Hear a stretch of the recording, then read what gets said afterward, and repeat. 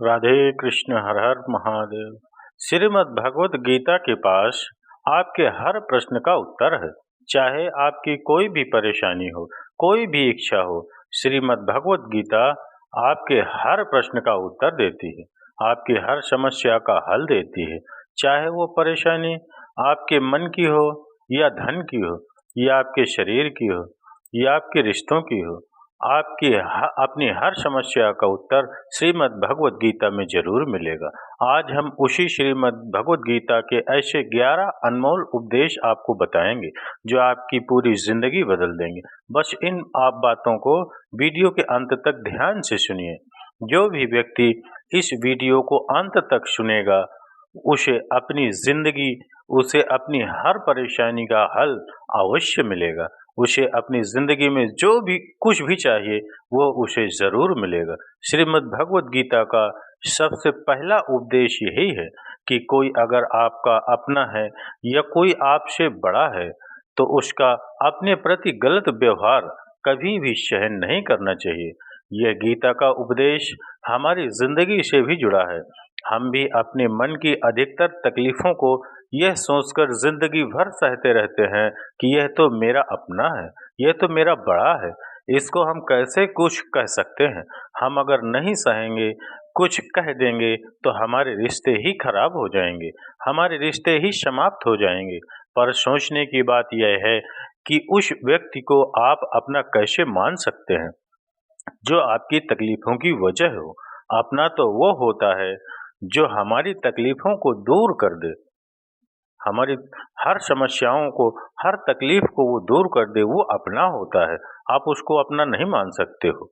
गीता का ये उपदेश है कि किसी को भी अपना फायदा मत उठाने दो, किसी को भी खुद पर जुल्म मत करने दो, क्योंकि आप जितना सहेंगे लोग आपको उतना सहने के लिए और मजबूर करेंगे।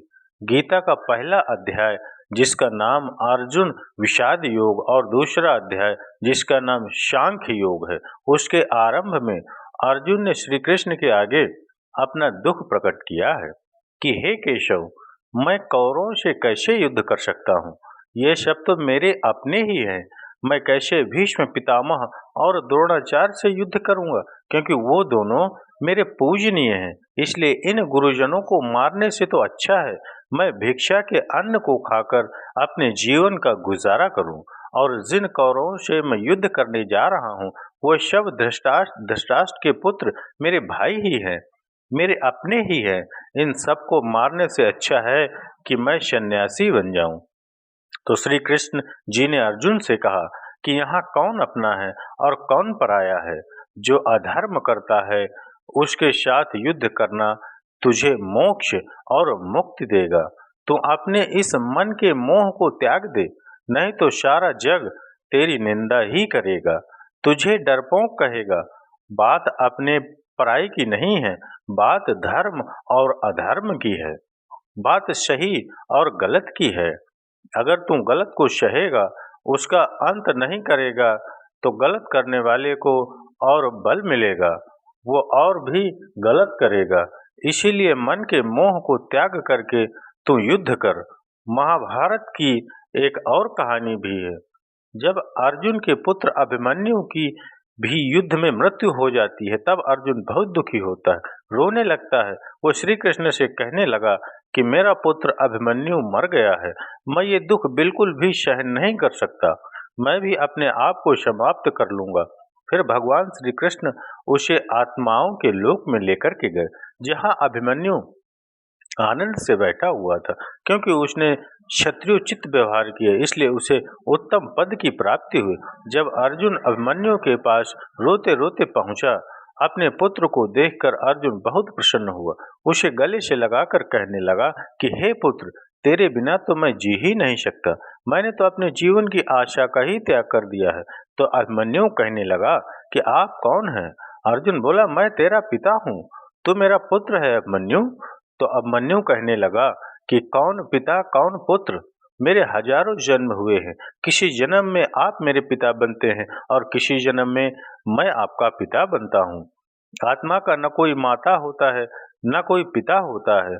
जब अर्जुन ने देखा कि मेरा पुत्र मुझे पहचान भी नहीं रहा तो उसका सारा मोह खत्म हो गया। इसलिए गीता के इस उपदेश को ठीक से समझ लो कि यहाँ कोई अपना पराया नहीं है। जो बुरे वक्त में, तकलीफ के वक्त में हमारा साथ दे, सिर्फ वही हमारा अपना है, बाकी सब पराये हैं।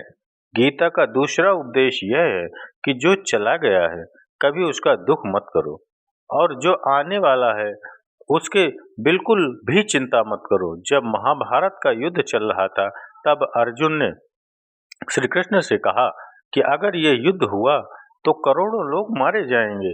जो सैनिक और योद्धा इस युद्ध में मारे जाएंगे उनकी स्त्रियों का क्या होगा, समाज कैसे आगे बढ़ेगा, और भी बहुत सी बातें अर्जुन ने विस्तार से कही हैं।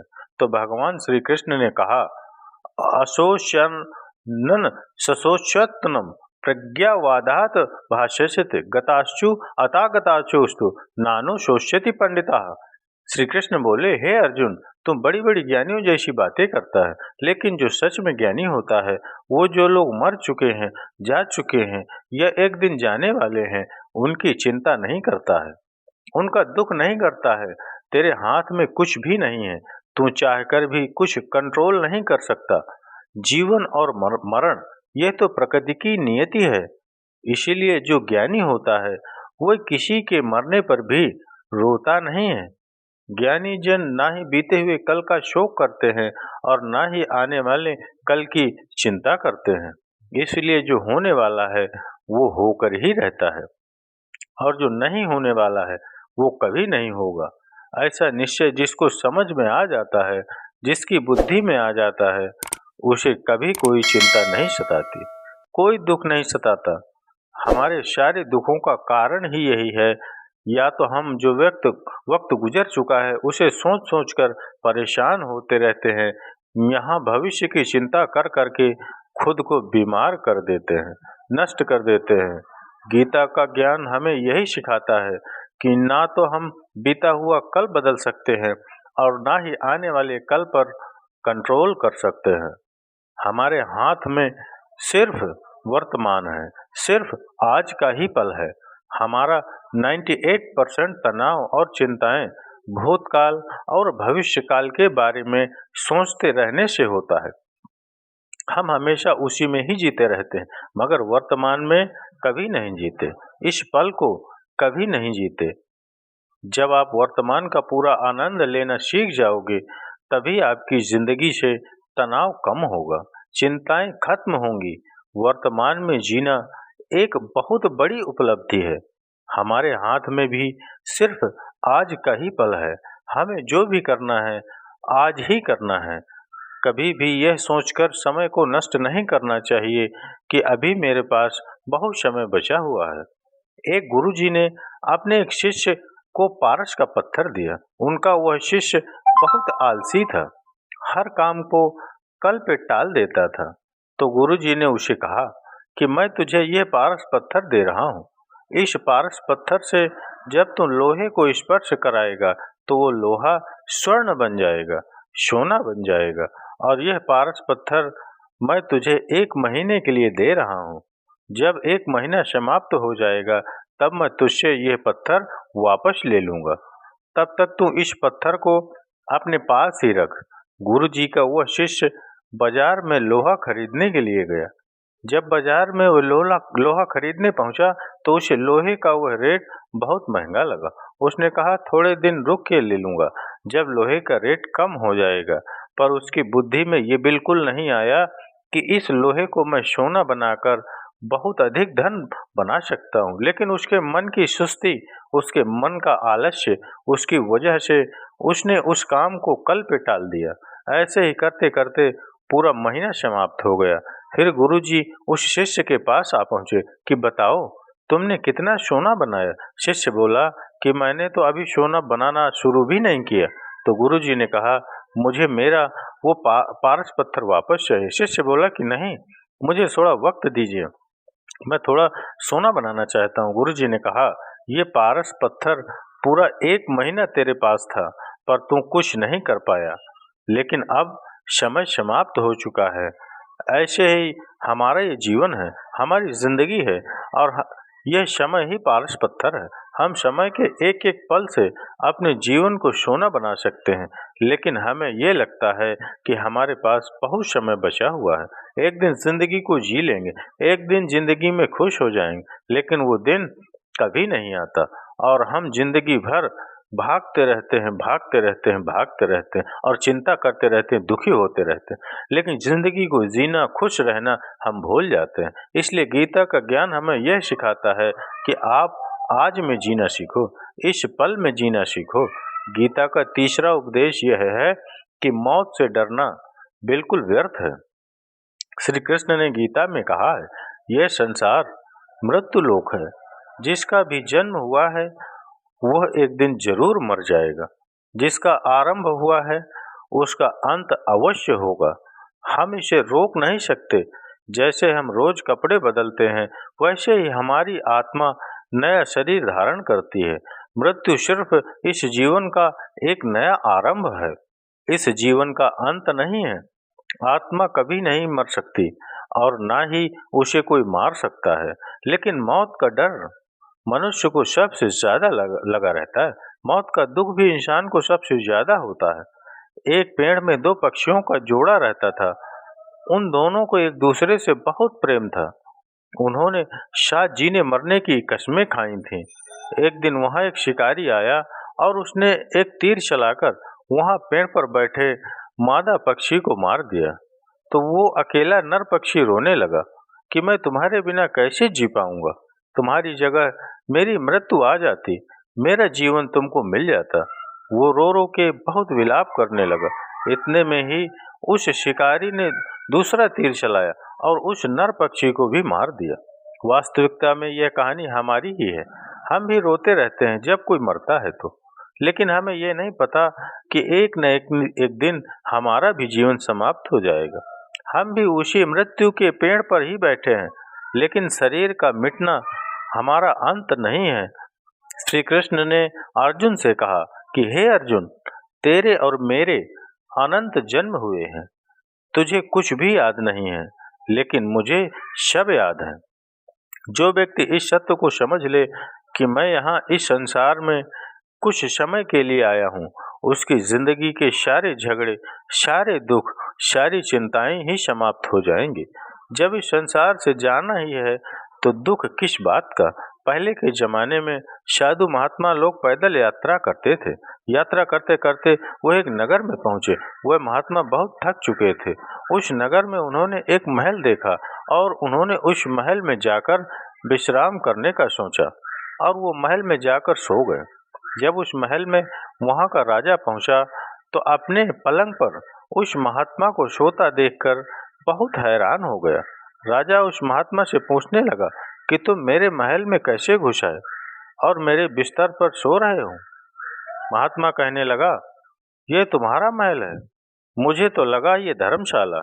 तो राजा ने कहा, आपको मेरा महल धर्मशाला कैसे लगा? तो महात्मा ने राजा से प्रश्न किया, तुमसे पहले इस महल में कौन रहता था?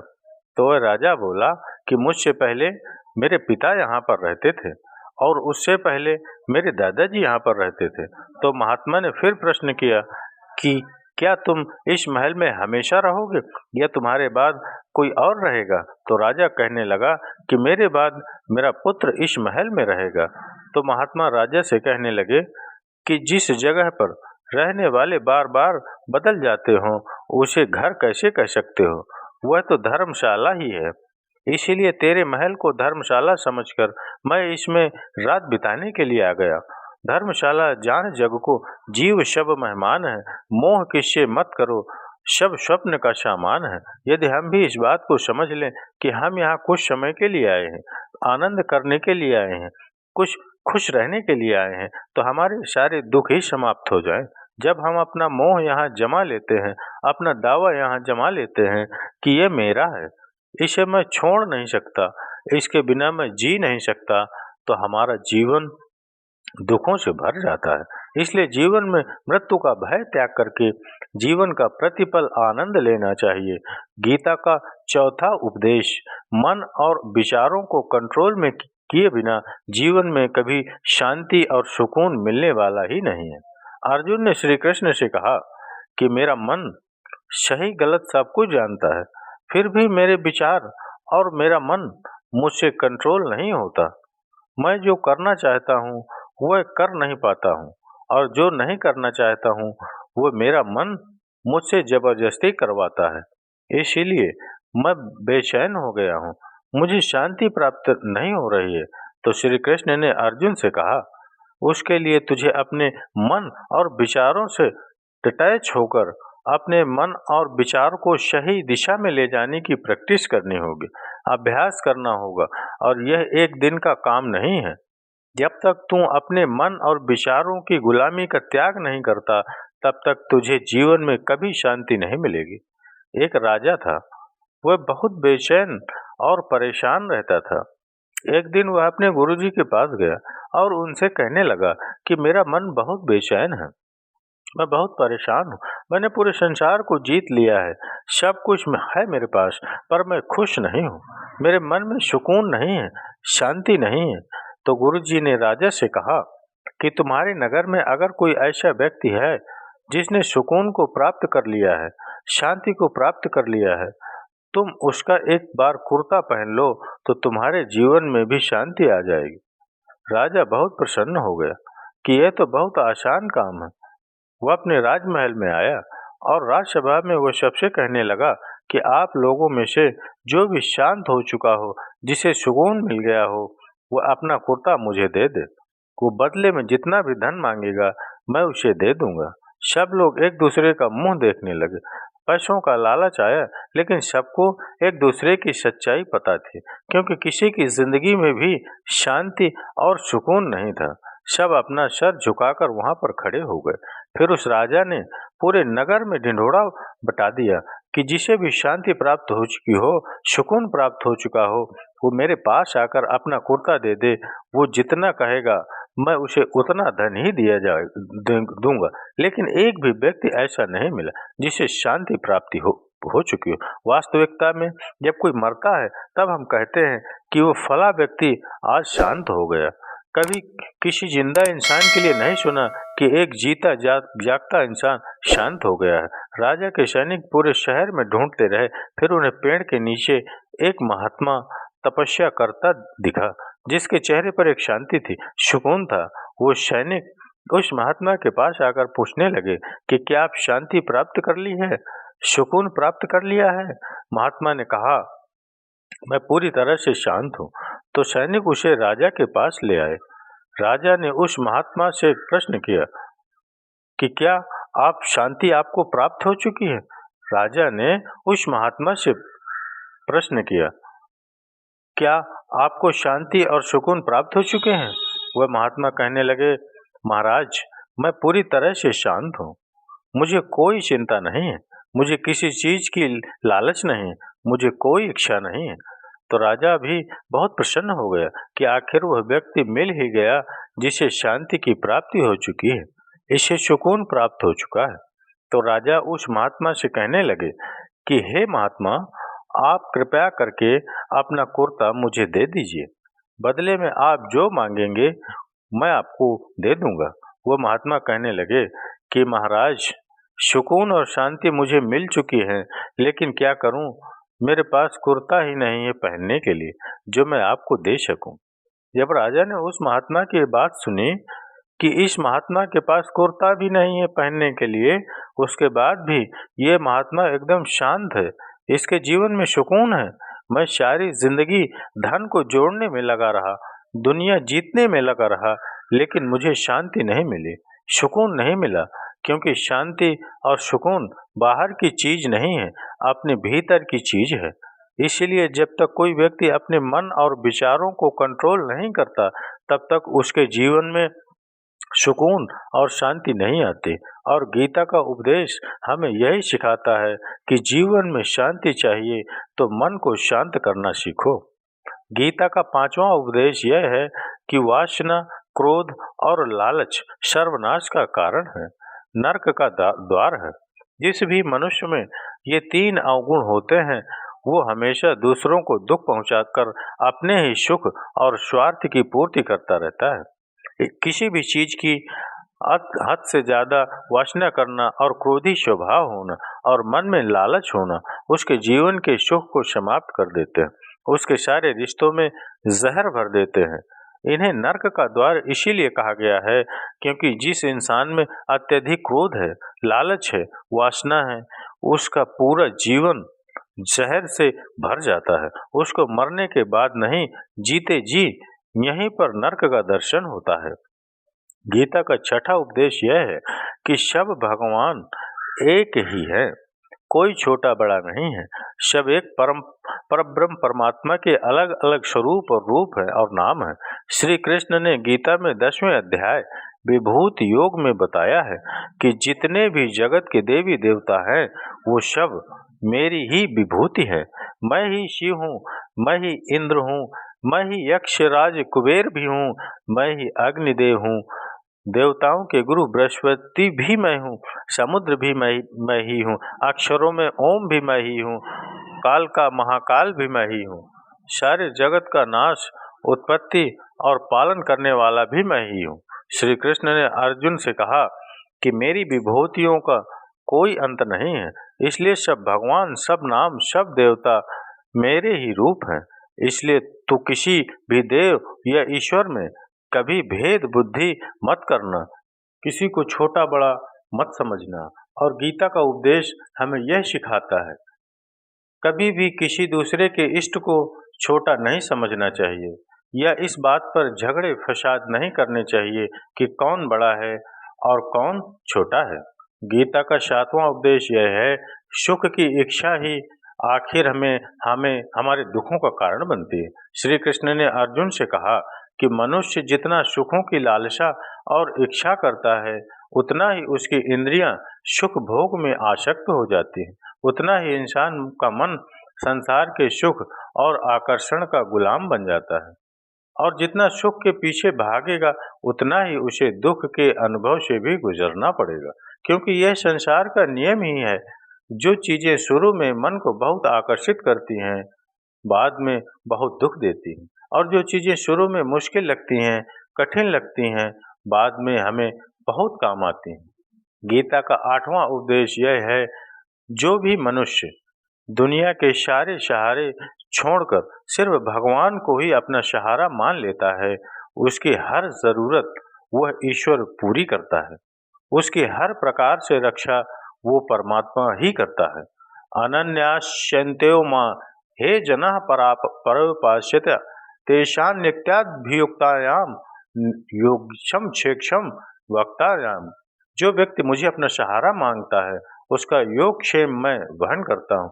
योगक्षेमम वहाम्यहम, अर्थात जो चीज नहीं मिली है उसकी प्राप्ति कराना उसका नाम योग है और जो चीज जीवन में मिली हुई है उसकी रक्षा करना उसका नाम क्षेम है। तो श्री कृष्ण कहते हैं जो मुझ पे डिपेंड हो जाते हैं उनको जो चाहिए वो मैं जरूर देता हूँ और उनकी हर प्रकार से मैं रक्षा भी करता हूँ। गीता का 9वां उपदेश यह है कि इस संसार में हमारा कुछ भी नहीं है। गीता सार में आपने कई बार सुना होगा कि तुम्हारा क्या गया जो तुम रोते हो, तुम क्या लाए थे जो तुमने खो दिया, तुमने क्या पैदा किया जो नष्ट हो गया, तुमने जो लिया यहीं से लिया, जो कुछ भी दिया यहीं पर दिया। जो आज तुम्हारा है कल किसी और का होगा, क्योंकि परिवर्तन इस संसार का नियम है। कल तक जिसके बिना आप जी नहीं सकते थे, आज उनसे कोई रिश्ता ही नहीं है, बातचीत तक नहीं है। कहाँ गए वो जीवन भर के सारे रिश्ते, वो सारे मित्र जो साथ जीने मरने की बातें करते थे, आज पता भी नहीं कि वो लोग कहाँ चले गए। ये संसार परिवर्तनशील है, सब लोग यहाँ बदल जाते हैं, हर रिश्ता बदल जाता है और तो और ये हमारा शरीर भी हर दिन बदल रहा है। बचपन से जवानी, जवानी से बुढ़ापा और एक दिन ये शरीर हमारा साथ छोड़ देता है। तो किसके लिए रोना और किसकी चिंता करना। हम सारी जिंदगी चीजों को, रिश्तों को, जिंदगी को बनाने में, सजाने में, संवारने में लगे रहते हैं, लेकिन एक दिन सब कुछ बिखर जाता है। सारी जिंदगी जिस संपत्ति, जिन रिश्तों के लिए हम लड़ते रहते हैं, एक दिन सब कुछ छोड़ करके हमें इस दुनिया से जाना पड़ता है। गीता का 10वां उपदेश हमें ये सिखाता है कि किसी से भी हद से ज्यादा मोह कभी मत करना। श्री कृष्ण ने गीता का पूरा ज्ञान ही अर्जुन के मोह को नष्ट करने के लिए कहा है।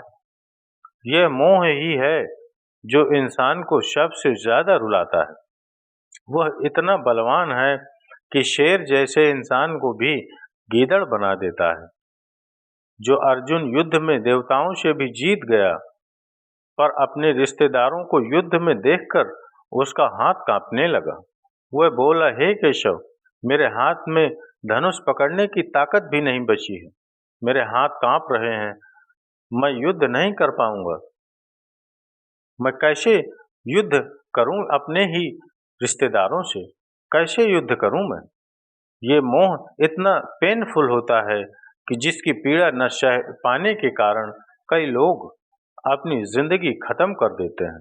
आत्महत्या कर लेते हैं कि उस व्यक्ति के बिना हम जी नहीं पाएंगे। जीवन में किसी से भी हद से ज्यादा मोह करोगे तो जीवन भर पीड़ा का ही सामना करना पड़ेगा। जो व्यक्ति अपने मोह से बाहर नहीं आता, उसका सब कुछ उससे छिन जाता है। उसकी सारी खुशी खत्म हो जाती है। इसीलिए गीता का ज्ञान बार बार यही सिखाता है कि अपने मन के मोह को त्याग करके आप बलवान बनो, बुद्धिमान बनो, सत्य के दर्शन करो कि वास्तविकता क्या है। क्योंकि हमारा मोह हमें हमेशा झूठ ही दिखाता है, झूठ पर ही विश्वास दिलाता है और दिल में झूठी उम्मीदें जगाता है। और यही हमारे दुखों का सबसे बड़ा कारण है।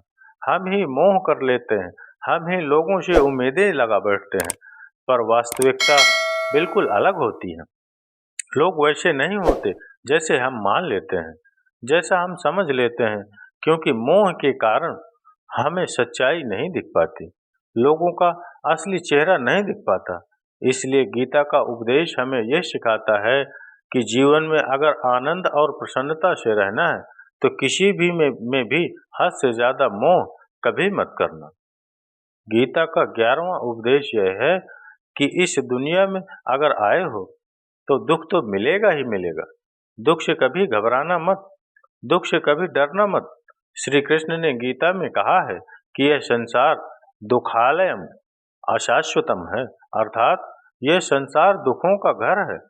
जिसे औषधालय में औषधि मिलती है, पुस्तकालय में पुस्तकें मिलती हैं, चिकित्सालय में चिकित्सा होती है, वैसे इस संसार को भी श्री कृष्ण ने एक नाम दिया है, दुखालय, जहाँ पर दुख मिलता हो।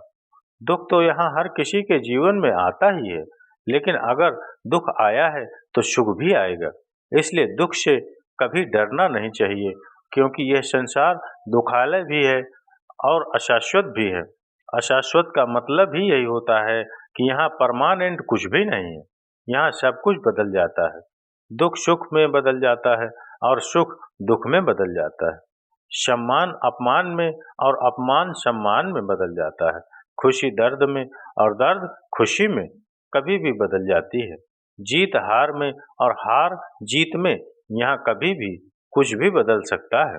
कुछ भी परमानेंट नहीं है, ना ही हम परमानेंट हैं, ना ही हमसे जुड़ी कोई चीज परमानेंट है।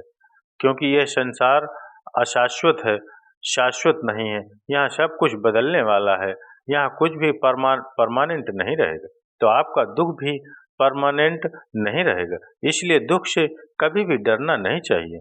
गीता का यह उपदेश हजारों साल पुराना है, लेकिन आज भी नए से नया है। पूरे विश्व में गीता को सबसे ज्यादा पढ़ा गया है और सबसे कम समझा गया है। श्रीमद् भगवत गीता का यह उपदेश अगर कोई व्यक्ति ठीक से समझ ले और उसे अपनी जिंदगी में उतार ले तो यह पक्की बात है, वो अपनी जिंदगी में जो चाहे वो हासिल कर सकता है। अपने जीवन की हर समस्या से वह एक पल में बाहर आ सकता है। श्रीमद् भगवत गीता के इस दिव्य उपदेश को हमें बार बार सुनना चाहिए, हर रोज सुनना चाहिए।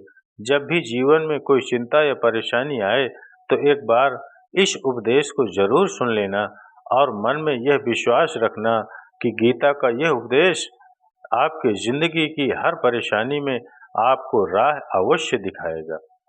तो चलिए मित्रों, माताओं बहनों, मैंने आप सभी शिव भक्तों माताओं को ये गीता का उपदेश 11 के 11 उपदेश जो भगवान श्री कृष्ण ने कहे, उसका मैंने आप सभी को सार सुनाया है। अगर ये वीडियो अच्छा लगा हो, ये उपदेश अच्छे लगे हो, तो एक लाइक और कमेंट्स में हर हर महादेव, श्री शिवात्मस्तुभ्यम या राधे कृष्ण राधे कृष्ण राधे कृष्ण अवश्य लिखें।